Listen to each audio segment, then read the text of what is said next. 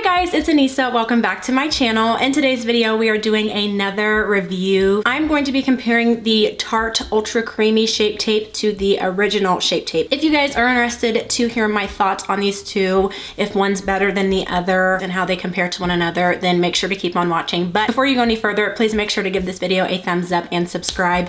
I post on this channel every 4 days, so you never have to miss me for too long. Let's just go ahead and get into it. All right guys, we are ready for day one of this review. We are in a different location today. I'm sitting in front of natural lighting like I was in my last video. To be quite honest with you, I just haven't moved stuff yet. So I do have a little bit of ring light lighting, and then there's a ceiling light on.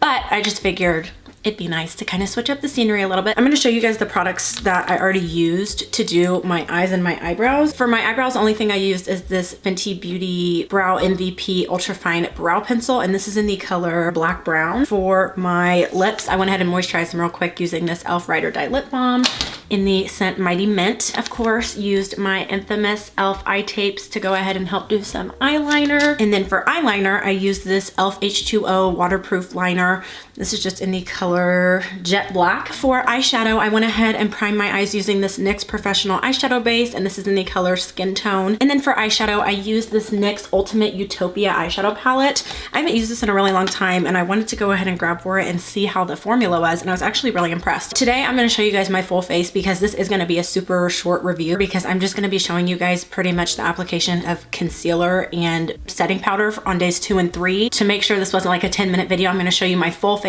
today just for entertainment purposes. And I didn't carve out my brows because I forgot to do my brows before my eyeshadow. For primer today, I'm just going to be using this e.l.f. Poreless Face Primer. My skin has been so textured lately. I've just been super stressed. It's the end of the year, and I know all of you are probably in the same boat. A good mix of drugstore and high-end stuff today. I do want the focus of this to be the concealer, but I wanted to go ahead and give you guys some variety. An older technique that I started doing again because I just don't know why I ever stopped.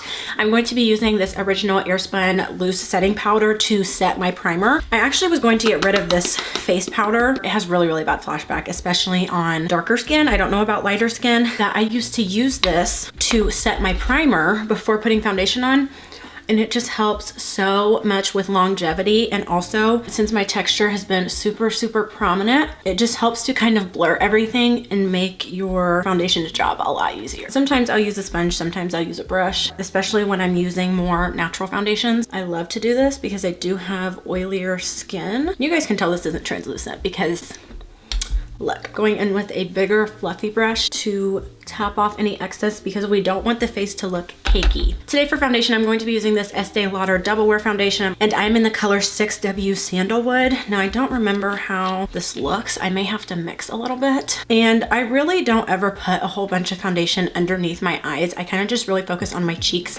putting a little bit on the forehead, and I refuse to buy the pump for this, so I guess I'm just gonna have to struggle it out. Let me know what you guys prefer. Do you prefer me doing these reviews in natural lighting, or do you prefer, that's my phone, do you prefer me doing them under the studio lights? Because I told you guys in my last video, I'm not getting rid of the studio lights, but I honestly really like the setup of this. I didn't know how the video quality would turn out because it is storming outside, so I didn't know if the gloominess would kind of make the quality of the lighting. There is so much new makeup coming out. I think at first I was gonna try to keep up, and now I'm just like, you know what?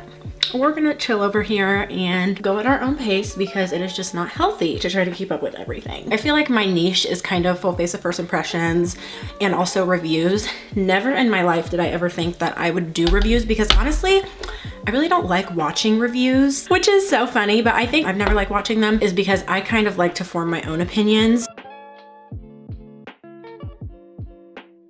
Now, there have been a couple cases where I have watched reviews, and the only time I will watch somebody else's review is if I'm having a really hard time trying to navigate how I feel about a product, because sometimes I know how I feel, but I don't necessarily know how to put it in words in the best way. I haven't used Shape Tape in forever. Tarte Shape Tape is actually one of the only concealers, if not the only concealer, I have actually ever emptied out and repurchased. Just going around the top of my eyebrows with that foundation.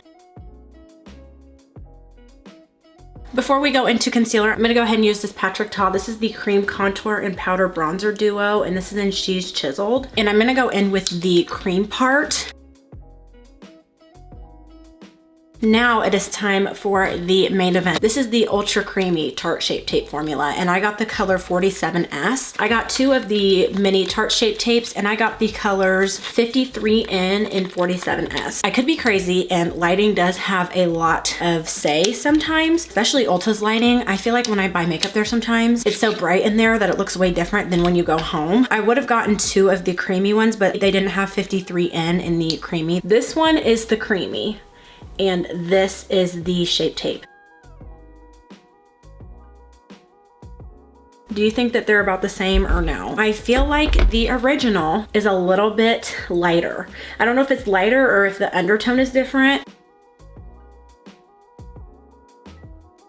These 2 are the original formulas. This is the creamy formula. We're gonna go ahead and use 47S for both of them. Now I'm gonna go ahead and read you guys the claims on both of them. That way we can compare the 2. This side of my face, which is my right, your left, I think, is going to be the original. The left side of me, which would be your right side, is going to be the creamy. The creamy retails for $27, and if I counted right, it comes in 35 shades. Formulated with a built-in eye cream for 24-hour moisturization, supposed to leave you hydrating and never looking dry, full coverage, natural moisturizing matte finish. I hate when brands do that. Luminous matte, stuff like that, like 2 words that are natural and matte together. Like you can't have both. Nourishing prickly pear, hyaluronic acid, ginseng, vegan squalene, meadowsweet, avocado, mango, and shea butter, and it's supposed to deliver a 12-hour crease-proof and waterproof wear. The original also retails for $27, and it also comes in 35 shades. The shade names are coming up as the same between the 2 concealers, so the conversion is supposed to be exact, which is what I was trying to compare when comparing the swatches. Now this one has mango seed, shea butter, licorice root, easy to blend formula that won't flake or crease throughout the day. It's supposed to be vegan and full coverage, and it doesn't say anything about a 24-hour wear. What I'm getting is that this creamier one is supposed to last longer, and it's supposed to be a little bit more hydrating, because I know that a lot of people thought that the original was very drying. I personally never felt that way. I'm gonna take the creamy on this side, just to right in here, and then I will distribute my product out here. Now, first impressions, see in some spots where it's going on a little bit more sheer, but definitely is creamier. I feel like what they try to do with these is kind of like what e.l.f. did with the 16-hour camo concealer and with the hydrating concealer, like coming out with 2 formulas. Now taking the mini. Now I know the applicator is not the same.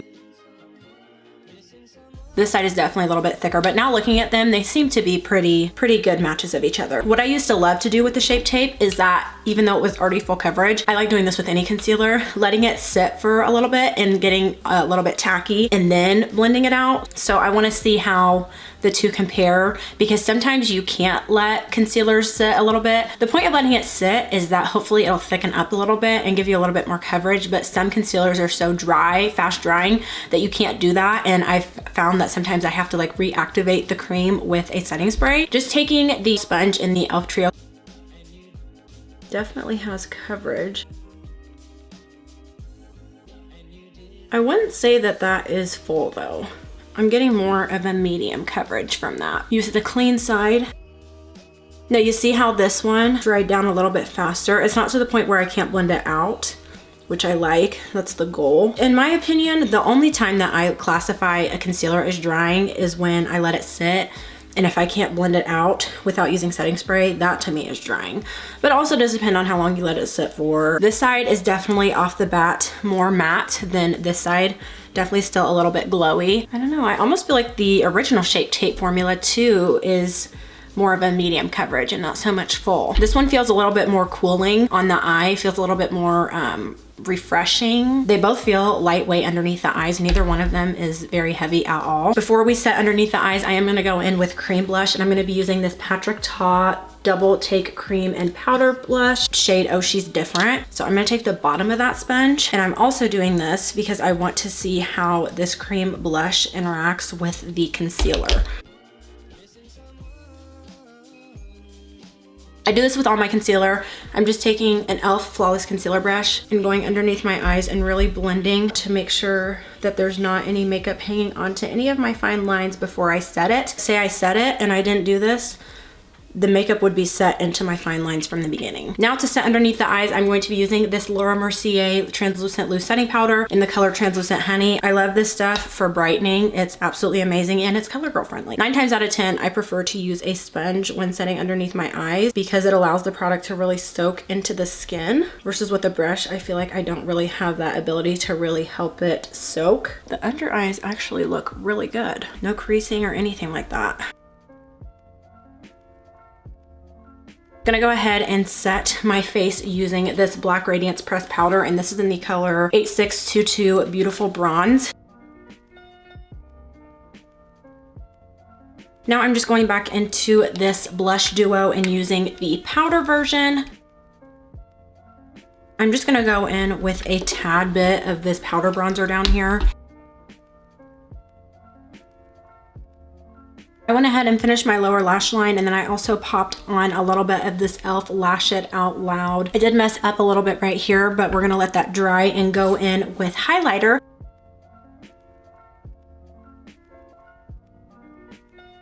Just to kind of give you guys a close-up and show you what everything is looking like, particularly underneath my eyes. It is currently 11 o'clock. I started filming at 10 o'clock. I probably won't keep this makeup on for more than 8 or 9 hours. The only 2 huge differences that I'm seeing is when applying the Ultra Creamy, it definitely is a thinner formula. When I let it sit a little bit, this one did seem to have a little bit more coverage. I will take pictures and check in with you guys, and I'll see you in a little bit. Hi, okay, it is currently 2:34. I'm not taking the makeup off, but I figured that it'd be a good idea to look at what's going on in front of this type of lighting. Just to show you guys, this is what my under eyes are looking like. This is the creamy, this is the original formula. You guys let me know if you feel like there's something like weird going on as far as the color goes. I feel like I look really washed out, and I feel like it's predominantly right underneath here. It's not hanging on weird at all, but I feel like it's just really light. And I mean, I use some pretty light concealers, so I don't know. But I'm not preferring one over the other. This eye does feel just a tad bit more dry slash heavy. The only reason I can tell is because I think I'm wearing completely different concealers underneath the eyes. So I was thinking about, I was like, okay, does it feel the same underneath both? This one does feel like just a tad bit more dry, and it doesn't look dry. It's not cracking or anything like that. I will see you guys in a little bit. All right, guys, it is currently 8:09 p.m. So I've had this makeup on for about 10 hours now. I think that the shade 47S is a little bit too light for me. It looks like I have like raccoon eyes, sort of. 47S and 53N, there's like a lot of shades that could be filled in there. I usually use like really light concealer, and I've never had this happen. And it happened on both sides, so it wasn't just one formula. It didn't feel really heavy or anything underneath the eyes. I felt like it was really comfortable all day. And on both sides, pretty matte. There wasn't really any intense creasing or anything like that. And I kept looking at myself in the viewfinder. I looked so weird, pale, and washed out, and I couldn't figure out why. I was like trying to adjust the ring light, and it just, nothing was happening. I'll go ahead and give you guys an up close of what I look like. This is the creamy side. You guys can see there's no creasing or anything like that. It's not hanging onto my skin weird or anything like that. And then over here, same deal. Looking up close, these both lasted really well. I'm not really seeing any huge differences in the wear. The original did bunch up a little bit in the very, very top of my inner corner, where my inner corner and my under eye meet. Now, keep in mind, I have oilier skin, so I'm telling you, I was curious if the creamy formula was going to break down sooner than the original formula did. It's not less matte.